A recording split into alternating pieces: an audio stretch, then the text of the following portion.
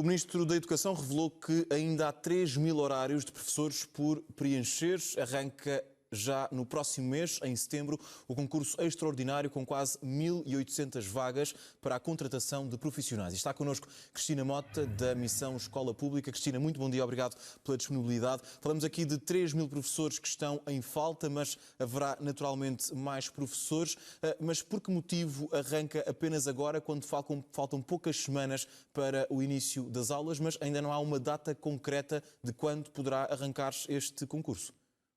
Bom dia, Cláudio. Agradeço desde já o convite. Porquê agora? Porque não se fazem as contas a tempo, porque não existe uma organização a tempo e porque, de facto, neste momento, o nosso sistema educativo trata-se de uma manta de retalhos que, com medidas que consistem em pensos rápidos, se tenta resolver problemas estruturais que carecem de medidas estruturais. Ora, estes 3.000 horários que o Sr. Ministro refere agora dizem respeito aos horários que ficaram por colocar nos concursos de mobilidade interna e contratação de escola. Ora, a estes vão-se juntar todos os horários que, entretanto, surgirem nas escolas, que dizem respeito, por exemplo, às reformas dos professores que, entretanto, se vão aposentar e no mês de setembro vão ser centenas. Também aqui os professores que se encontram de baixa médica também vão apresentar os seus atestados e vão, então, juntar-se a estes 3.000, muitos mais horários. Para se perceber no que consiste estes horários, é preciso nós percebermos no que consiste o concurso de professores. Sim. Nós temos 3 grandes concursos. Primeiro, o concurso interno e externo, que visa,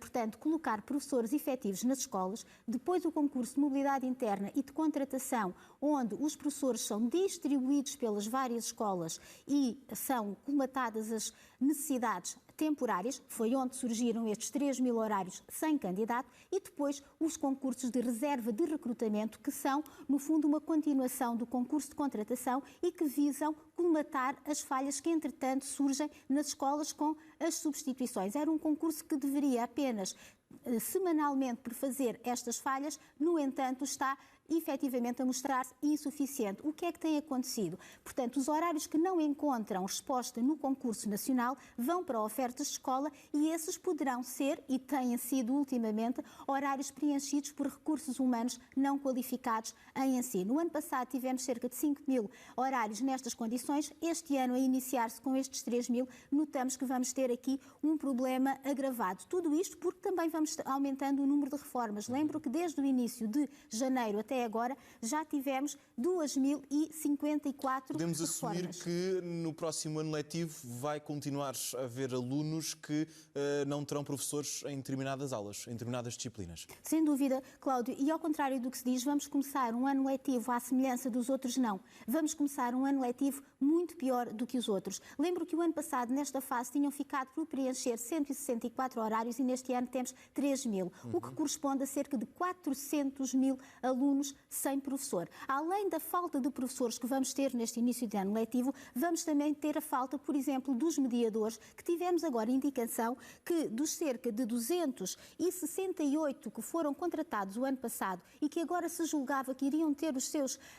Explique-nos o que papel têm estes mediadores. São os mediadores linguísticos e culturais, sim, que fazem aqui o acompanhamento dos alunos estrangeiros nas escolas e que tem sido uma falha nos últimos anos e que o ano passado tiveram finalmente aqui alguma resposta que se mostrou insuficiente, mas que poderia continuar agora para este ano. E o que se verificou é que, devido a uma questão burocrática, não se podem renovar os contratos, ao contrário do que o Ministro tinha anunciado. Ora, vimos ontem o Ministro Gonçalo Matias referir que herdámos um Estado pesado e burocrático, mas num mês já conseguimos reformar. Ora, um governo que tem estas declarações de modo algum poderá ter um problema burocrático apenas que vai invalidar a estes 268 mediadores continuarem o seu trabalho abrindo um novo concurso. Sim. Portanto, estamos aqui a tratar de uma questão burocrática e que nesta fase onde falha tanta coisa na escola não pode correr. Cristina... Esta falha burocrática já agora que também se estende a outras questões. Nós temos indicação, e hoje é notícia, de um professor com 6 anos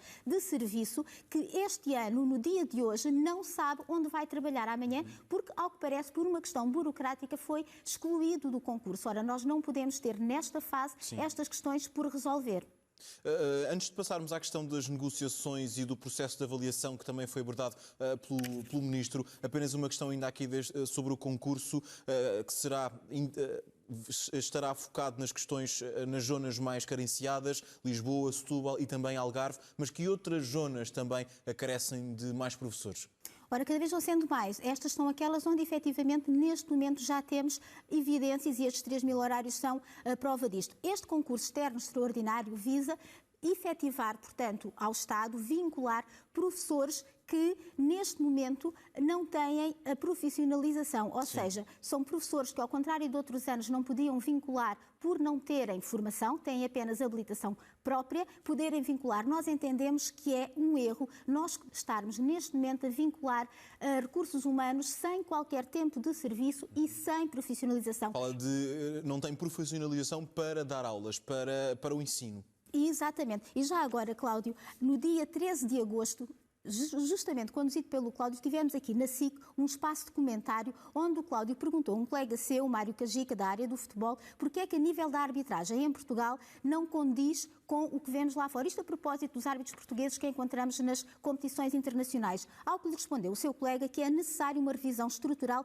da profissionalização dos árbitros. Ora, cá temos um exemplo onde existe a preocupação com a profissionalização. O mesmo se deve prender com a questão da educação. E pegando no exemplo do futebol, e temos outros, como por exemplo o treinador Ruben Amorim, que não conseguiu assinar a ficha de jogo no início da época, quando entrou para o Sporting, justamente porque não tinha profissionalização. Ora, num país onde nós não aceitamos que um treinador sem profissionalização assine uma ficha de jogo, não podemos, de modo algum, termos, neste momento, alguém, como o nosso Ministro da Educação, que não esteja preocupado com esta situação. Nós precisamos de todos os recursos humanos para, efetivamente, conseguirmos ter resposta aos problemas que temos na nossa escola. Mas temos de garantir a estes profissionais que se dispõem a integrar o sistema de ensino, dar-lhes condições para terem esta profissionalização, abrindo vagas nos mestrados e também acompanhando com a profissionalização em serviço que deveria de acompanhar este concurso externo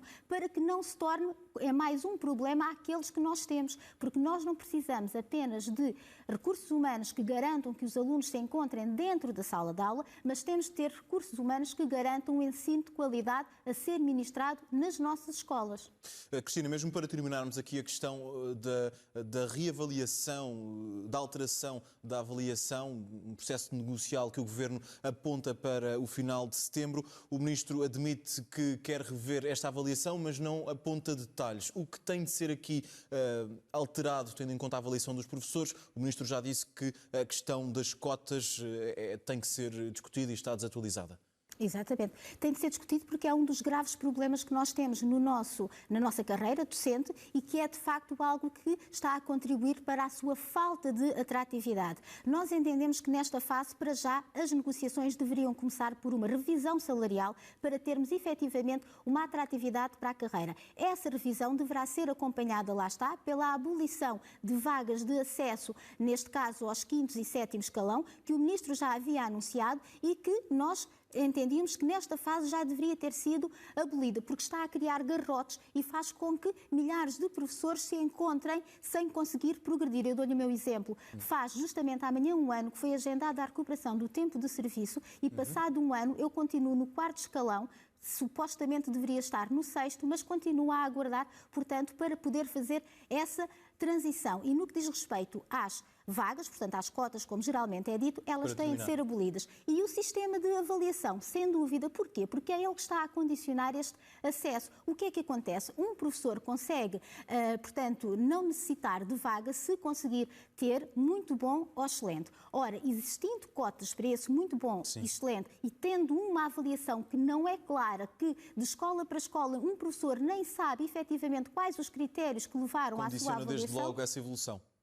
Não percebi, Cláudio. Condiciona desde logo essa evolução. Sem dúvida, portanto, é algo que está a condicionar e que é muito injusto, porque numa escola poderá haver cota para um professor e na outra, um professor que até tem um desempenho melhor que o anterior não poderá ter essa avaliação e ficará condicionado, estando anos a aguardar para poder progredir. É, sem dúvida, algo que está a condicionar a nossa escola, as nossas salas de aula, está a criar realmente um mal-estar que é necessário conseguirmos reverter e é sem dúvida que que temos de rever este modelo de avaliação, como tem de ser revisto também aqui o modelo de gestão, e também nos está a preocupar que, paralelamente a esta revisão do Estatuto da Carreira Docente, nós tenhamos também aqui a revisão, ou neste caso a criação de um estatuto à parte para os diretores, que nós entendemos também poderá contribuir para a instabilidade. Diretores que já agora, Cláudia, se me permite, poderiam também dar aqui uma ajuda à falta de professores, se também eles pudessem lecionar algumas das horas que nós temos sem conseguir atribuir a nenhum professor. Cristina Mota, muito obrigado. Muitos temas para discutir no que diz respeito ao setor da educação, não só do lado dos alunos, mas também